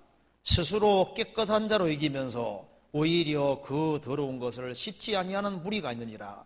거짓된 종교가 무리도 많습니다. 눈이 심히 높으며 그 눈꺼풀이 높이 들린 무리가 있느니라. 아주 교만한 무리도 있어요. 14절 앞니는 잠금 같고 어금니는 군도 같아서 가난한 자를 땅에 삼키며 궁핍한 자를 사람 중에 삼키는 무리가 있느니라. 아주 탐욕스러운 무리가 있잖아요. 무신론자 무리도 있고 동창생 무리도 있고 여러 또래 집단이 있고 무리가 있는데 이 세상에서 가장 영광스러운 무리가 하나 있는 겁니다. 성경 요한복음 10장 보시겠습니다.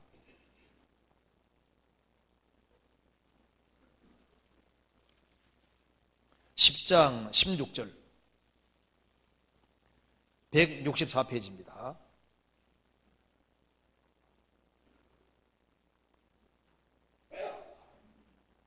(16절) 한번 같이 읽어보겠습니다.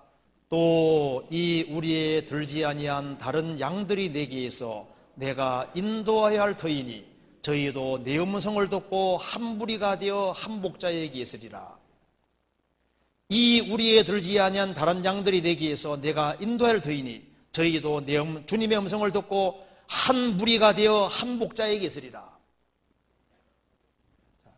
이스라엘 출애굽한 무리는 영광스러운 무리였습니다. 이 신약시대 때 예수님 피로 구원받고 한 무리가 되어서 천성을 향해 나아가는 무리가 있습니다. 가장 고상하고 가장 탁월하고 가치 있는 무리, 영원히 천국에서 함께 살 무리가 있는 거예요. 내가 어떤 무리 속에 속할 거냐, 이거 참 중요한 문제입니다.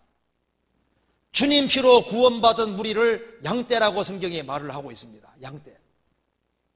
주님의 양이 되어서 주님을 목자로 모시고 살아가는 무리가 있는 거예요. 그 무리는 영광스러운 무리입니다. 제가 러시아에 전도하러 갔을 때 이 러시아 모스크바에서 비행기 타고 남쪽으로 쭉 내려가면은 블라디카프카스가 있습니다. 러시아 아주 남쪽이거든요. 그 옆에 체첸이 있는데요. 블라디카프카스에서 전도 집회를 마치고 난 이후에 시간이 좀 있어서 블라디카프카스 왔으니까 기념으로 코카서스 산, 그 높은 산에 꼭 가봐야 된다고. 그래서 이제 가게 됐죠. 가는 길에 이제 겨울이 다가오기 때문에 양떼를 3,500마리 키운 사람들이 이제 양떼를 몰고서 집에 가는 과정인데요.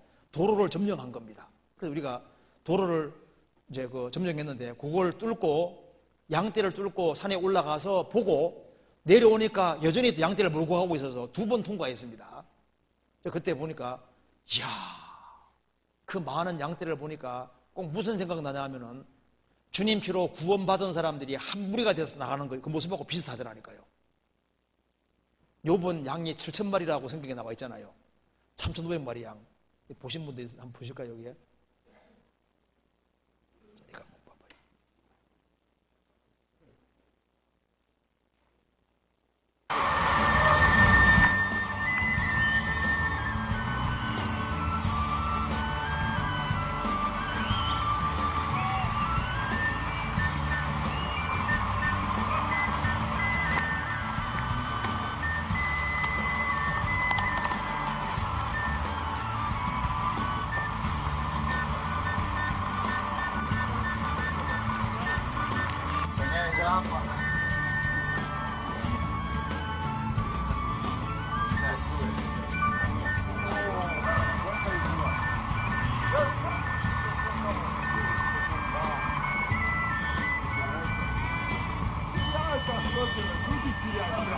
되게 많죠. 그 중간에 통과했는데요. 와, 진짜 멋있더라고요. 물어보니까 3,500마리랍니다. 근데 구원받은 사람이 양떼라고 성경에 말하고 있습니다. 양떼라고.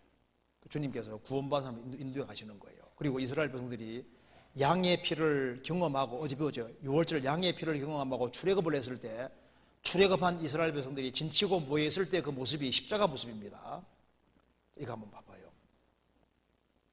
출애굽한 이스라엘 민족이 진치고 있을 때 하늘에서 찍으면 이런 모습인 거예요.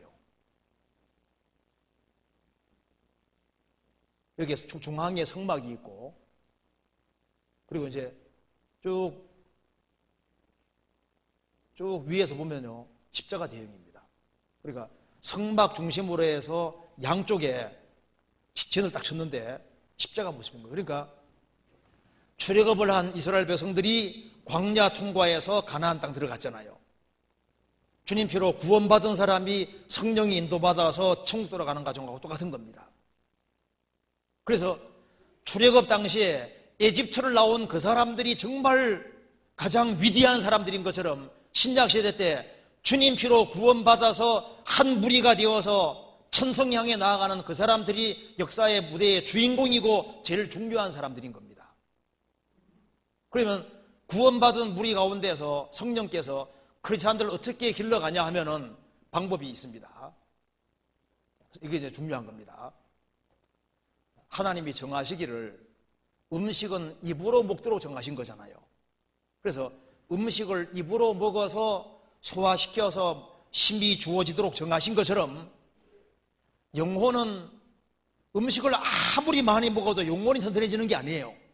영혼은 정하시기를 귀를 통해서 먹도록 방법 정하신 겁니다. 그래서 우리가 구원받을 때도 귀로 들어서 영혼이 구원받았잖아요.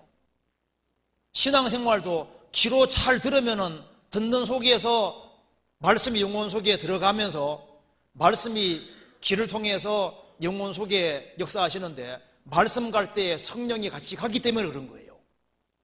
그래서 음식을 많이 먹으면 힘이 생기잖아요. 그것처럼 귀로 하나님 말씀을 잘 들으면은 영혼에 힘이 생기게 돼 있는 겁니다. 예수님 말씀했습니다. 사람이 떡으로만 살 것이 아니요 하나님의 입으로 나오는 모든 말씀으로 살 것이니라 했느니라. 영혼은 말씀으로 사는데 말씀은 뭐로 먹느냐? 귀로 먹어요. 귀로. 그래서 귀로 잘 들으면은 영혼이 힘이 생기도록 하나님이 방법을 정하신 겁니다. 한번 따라해 보시겠습니다. 내가 너희에게 이른 말이 곧 영이요 생명이니라. 살리는 것은 영이니 성령이시니 육신적인 것은 무의가 아니라 내가 너희에게는 말씀이 영이고 생명이라고 했습니다. 그래서 하나님 말씀이 전해질 때 성령께서 같이 역사하시기 때문에 말씀을 들으면은 듣는 속에서 이 말씀이 깃전을 때리면서 영혼 속에 역사하시기 때문에 그 사람 마음과 생활이 바뀌어지게 되는 겁니다. 우리가 신기하게도 말씀을 듣기만 들었는데 구원받았잖아요. 이 성경 말씀은 살아있습니다.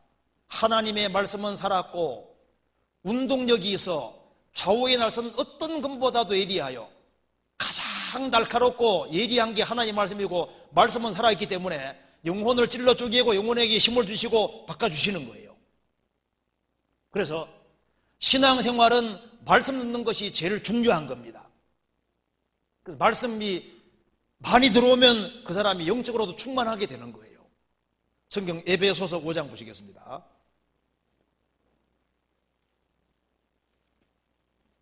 (5장 18절)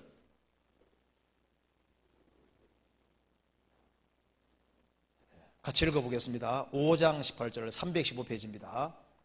술 취하지 말라. 이는 방탕한 것이니 오직 성령의 충만을 받으라.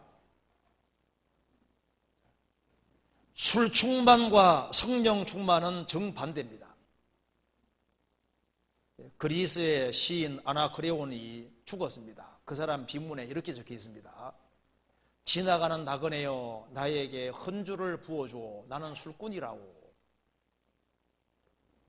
죽음 건너편에 가서까지도 술 먹으려는 사람이 있는 거예요. 참 이게 술꾼은 술 좋아하잖아요. 성령 충만하려면 어떻게 해야 되느냐? 말씀이 영이고 생명이기 때문에 말씀 듣기를 좋아하는 사람은 충만할 수 있습니다. 술 좋아하는 것과 술을 좋아해서 많이 마시는 것과 술 충만 연결되죠. 하나님 말씀을 듣기를 좋아하고 읽기를 좋아하고 배우기를 좋아하는 사람은 충만해질 수 있는 거예요. 그래서 술 충만하기 위해서는 술과 친이 되는 것처럼 성령 충만하기 위해서는 말씀하고 친해야 되는 거예요. 그래서 술을 많이 먹어야 취하는 것처럼 성령 충만하기 위해서는 하나님 말씀을 충분히 들어야 되고, 그리고 혼자는 많이 마시기 어렵잖아요. 술 친구가 많아야 되는 것처럼 크리스찬 친구가 옆에 많이 있고, 그리고 주거니 받거니 해야만 많이 마실 수 있는 것처럼 우리가 말씀 듣고 같이 교제하고 사귀고 하는데 그 속에서 자기도 모르게 충만하게 되는 겁니다. 그게 하나님 정하신 방법인 거예요. 그래서 술을 많이 먹으면 얼큰해지고 술 많이 먹으면 기분 좋아지죠. 하늘 도자만하게 보이고 때려도 아프지도 않고, 그처럼 하나님 말씀이 영혼 속에 들어와서 충만해지면 때려도 아프지도 않고, 그리고 술 많이 먹으면 담대해지잖아요. 성령 충만해지면 담대해집니다. 술 기운으로 사는 것처럼 크리스찬들은 성령의 기운으로 살아야 되는 거예요. 그래서 신앙생활은 이렇게 하는 거 아닙니다. 이렇게 하면 힘들어요. 이거 한번 봅시다. 신앙생활을 이렇게 한다면 얼마나 힘들겠어요. 노져서 멀리 항해하려는 사람은 어리석은 사람입니다. 자기의 노력과 열심 이것만 가지고 신앙생활을 못해요. 신앙생활은 범선처럼 바람받아 가는 것처럼 성령의 도우심을 받을 때 신앙생활은 힘차게 할 수가 있는 겁니다. 성경에 영혼을 범선으로 비유하고 있습니다. 배에서 제일 중요한 것은 파손이 되지 말아야 되는 것처럼 주님 피로 구원받은 사람은 영혼이 파손되지 않는 배와 같은 거예요. 배에는 선장이 필요한 것처럼 구원받고 나면 예수님이 선장되고 나는 조수가 되는 겁니다. 배에는 다시 있어야 되는 것처럼 구원받은 사람 속에는 영혼 속에 소망이 다시 있다고 했습니다. 소망이 있잖아요. 치는 배 방향 결정하는 건데 구원받고 나면은 살아도 주를 위해 살고 죽어도 주를 위해 죽는 그 확신이 생깁니다. 소망이 확실하고 갈 길이 확실하잖아요. 그리고 돛대 미술을 튼튼히 하는 것이 바로 구원받은 무리 가운데 뿌리를 내리는 거예요. 돛을 펼치는 것은 마음을 여는 겁니다. 그래서 구원받은 무리 가운데 거하면서 마음을 열고 같이 말씀 듣고 교제하고 하면은 바람이 역사하는 것은 가는 것처럼요, 성령께서 역사하셔서 신앙생활이 자연스럽게 되게 돼 있는 거예요. 그래서 어떻게 해서 구원받은 사람이 10년, 20년, 30년 신앙생활을 하느냐? 자기 의지력이 아닙니다. 자기 의지력으로 하면 계속할 수가 없어요. 노저가 하면 힘들잖아요. 얼마 안 가면 꼬꾸라지는데 바람 받아가면 계속 갈 수 있는 것처럼 성령의 도우심을 받아야만 신앙생활이 재밌는 거예요. 계속 할 수 있게 되는 겁니다. 그리고 노를 저어가는 배 같은 경우는 줄이 매달려서 육지에 말뚝이 박혀 있으면 진행이 안 되잖아요. 그런데 범선 바람 받아가는 배는 뒤에 줄이 매여 있어도 바람을 세게 받으면 줄 끊어지죠. 그것처럼 참 신기한 것은요, 구원받은 무리 가운데 연결되어서 같이 교제하고 이렇게 사귀고 이렇게 하면은 술 안 끊으려 해도 이상하게 끊어져. 담배 끊어져요. 나쁜 취미들이 끊어지고 마약 끊어지고 다 끊어지거든요. 그래서 술 안 끊어진다 걱정하지 말아요. 담배 안 끊어진다 걱정할 필요 없습니다. 말씀 같이 배우고 교제하고 하면요, 신기하게도 성령의 힘에 의해서 다 끊어져요. 물론 식욕 같은 건 안 끊어집니다. 식욕은 안 끊어져요. 그건 자기가 다이어트 해야지 교회 생활 한다고 해서 그 식욕은 안 끊어집니다. 그래서 신앙생활 하는 데서 있어서요, 참 이게 비결이요, 의지력이 좋아서 하는 것이 아니라 누가 잘 거하느냐, 잘 있느냐, 그것으로 결정이 되는 거예요. 그건 하나님이 정하신 방법인 겁니다. 그래서 같이 구원받은 무리 가운데 자리를 차지하고 거하면서 말씀 배우면은 그 속에서 힘이 생기니까 이제 기도할 힘이 생기죠. 그리고 이제 봉사할 힘도 생기고 전도할 힘도 생기고, 그래서 이제 주님의 공급받으면은 그 사람에게 기쁨이 있고 감사가 있으니까 전도하면 말이 먹혀들거든요. 그래서 너와 네 집이 구원받으리라. 왜냐하면 집안 식구들이 보니까 바뀌었거든요. 뭐가 좋은 게 있거든요. 그러니까 궁금해하고, 그래서 자연스럽게 주변 사람들이 구원받아가게 되는 겁니다. 그래서 신앙생활을 잘하기 위해서는 꾸준한 것이 참 중요합니다. 꾸준한 것. 꾸준히. 그래서요, 이제 성경에서 거하라 그랬으니까 모임에 연결돼가지고 꾸준히 하면은 틀림없이 성령께서 영혼 속에 역사하셔서 그 사람을 바꿔주십니다. 그래서 성경 에스겔 47장에 보면은 성전에서 물이 나옵니다. 물이 쫙 흘러나오는데 제일 처음에는 발목에 닿았고, 그 다음엔 무릎에 닿았고, 그 다음에 허리에 닿았고, 그 다음에는 헤엄칠 물로 바뀌었습니다. 그 물이 성령의 그림자인데요, 구원받은 무리가 성전이고 구원받은 무리 가운데 성령께서 역사하십니다. 역사하시는데 이제 구원받은 무리가 연결되면은 처음에는 발목이 역사하시면 이제 교회당 왔다 갔다 하는 게 쉬워져요. 이제 조금 더 성령께서 역사하시면은 무릎 꿇고 기도하게 되거든요. 더 역사하시면은 허리까지 오니까 이제 봉사하는 게 자연스러워. 그 다음에 더 역사하시면은 붕 뜨는 것처럼요, 주님의 미에 끌려서 사는데 신앙생활이 재밌게 되는 거예요. 성경에 이렇게 되어 있습니다. 새들도 이렇게 날개 치며 날아가는 철새들이 많지 않습니까? 맹금류들은 이렇게 날아가잖아요. 처음에는 우리가 교회에 올 때는 날개를 퍼덕이면서 교회에 옵니다. 진짜입니다. 힘들거든요. 왔다 갔다 할 때 힘들잖아요, 처음에요. 근데 이제 자꾸 이제 교회 생활 하다 보면요, 이게 이제 날개가 펼쳐져요. 바람을 딱 받는 것처럼 성령의 도움 받으니까 신앙생활 하는 게 자연스러워지고 힘있게 되는 겁니다. 그래서 신앙생활을 잘하기 위해서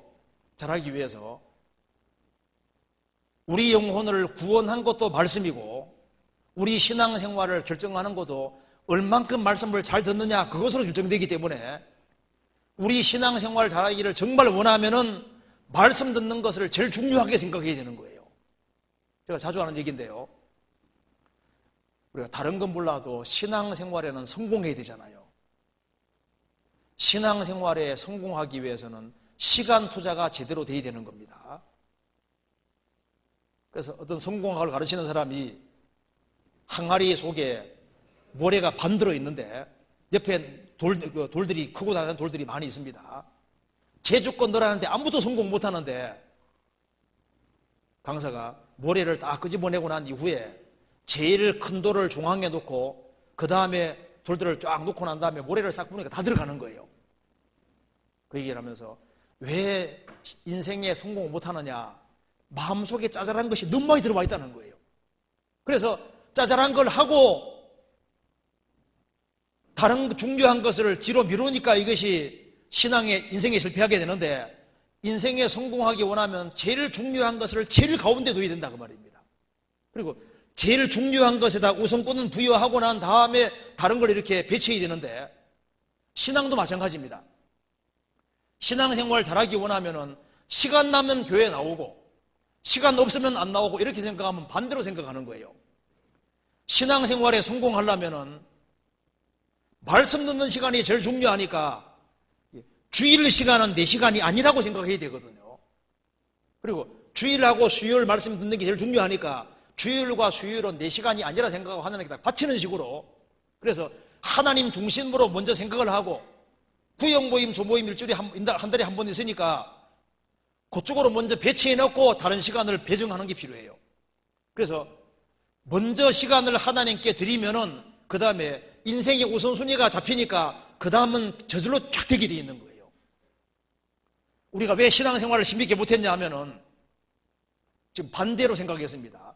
세상적으로 하고 싶은 것 열심히 하고 다 하고 난 다음에 시간 여유가 나면은 동냥하듯이 시간 나면 교회 나가고 시간 없으면 안 나가고 이렇게 생각하면 반대로 생각하는 거예요.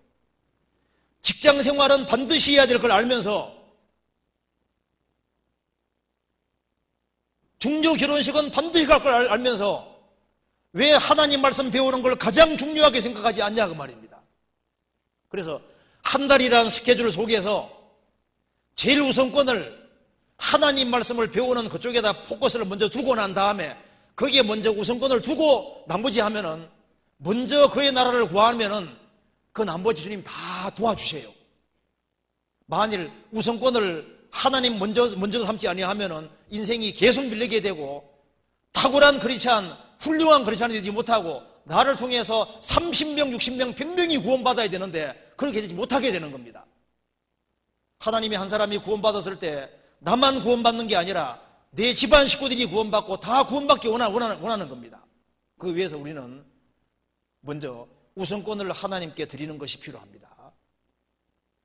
그래서 우선권을 하나님께 드리고 하면은 하나님께서 그것이 꾸준히 되어지면은요, 그 하나님이 그 인생을 축복해 주시는 거예요. 그래서 먼저 하나님 우선주의로 살면은 하나님께서 일생에 개입해 주시고 내 인생을 만들어 주시는 겁니다. 그건 틀림없는 사실입니다. 그래서 우리가 생활 살아가면서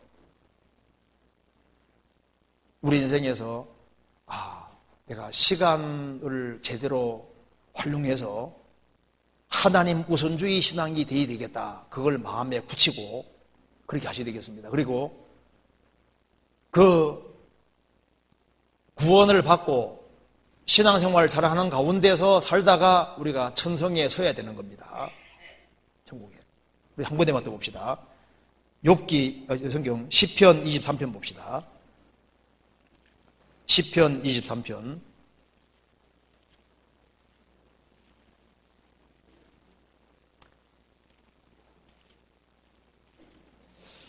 23편 1절부터 6절까지 같이 읽어보겠습니다. 여호와는 나의 목자시니 내가 부족함이 없으리로다. 그가 나를 푸른 초장에 누이시며 쉴만한 물가로 인도하시는도다. 내 영혼을 소생시키시고 자기 이름을 위하여 의의 길로 인도하시는도다. 내가 사망의 음침한 골짜기로 다닐지라도 해를 두려워하지 않을 것은 주께서 나와 함께 하심이라. 주의 지팡이와 막대기가 나를 안위하시나이다. 주께서 내 원수의 목전에서 내게 상을 베푸시고 기름으로 내 머리에 바르셨으니 내 잔이 넘치나이다. 나의 평생의 선하심과 인자하심이 정정 나를 따르리니 내가 여호와의 집에 영원히 거하리로다. 여호와가 나의 목자가 된 사람은 인생에서 부족함이 없을 겁니다. 하나님께서 나를 푸른 추상에 누이시고 쉴만한 물가로 인도하시는도다. 그리고 6절에 나의 평생의 선하심과 인자하심이 정녕 나를 따를 것이다. 그리고 내가 여호와의 집에 영원히 거하리로다. 천국에 들어갈 때까지 하나님께서 선하심과 인자하심이 정녕 나를 추적할 것이다. 비디오 한번 잠깐 봅시다. 여기에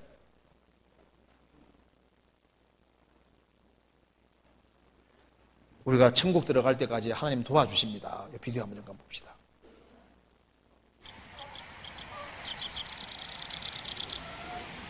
여기 혼자 있으면 위험해요.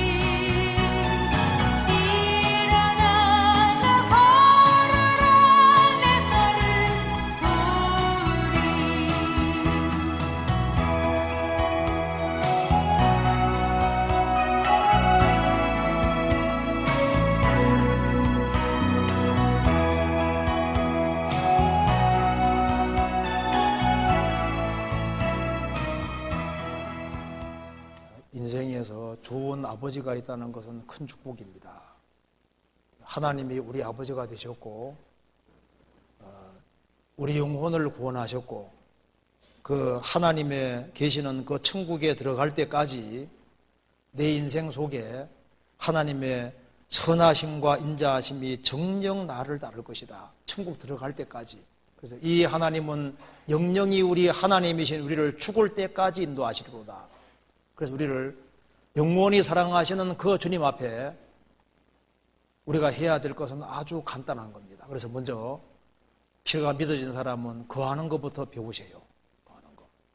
열심히 자리만 차지하고 배우기만 하면은 주님이 내 인생을 어떻게 바꿔가는지를 알게 될 것이고 나를 통해서 많은 사람이 저절로 구원받는 것을 보게 될 겁니다. 같이 기도하시겠습니다. 자비로우신 우리 아버지 하나님 감사합니다. 많은 사람 중에서 저희들을 복음으로 불러주시고 하나님 자녀로 삼아주신 것을 진심으로 감사드립니다. 우리 나머지 생에 주님께서 도와주셔서 주님 앞에 서는 그날까지 영육간에 도와주시고 우리의 사랑하는 가족들, 이웃들, 친척들에게도 이 귀한 복음을 전함으로 같이 주님 앞에 설 수 있도록 도와주시고 이 세상에서도 운명을 함께하며 고락을 함께하며 생을 살 수 있도록 도와주시옵소서. 주 예수 그리스도 이름으로 기도하옵나이다. 아멘. 찬송 같이 부르시겠습니다. 192장입니다.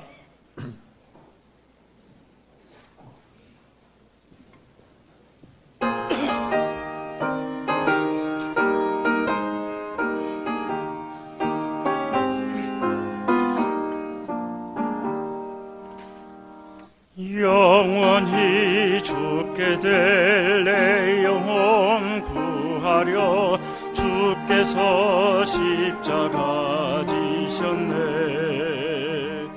우리의 죄악을 용서해 주시려 갈보리 험한 길 가셨네.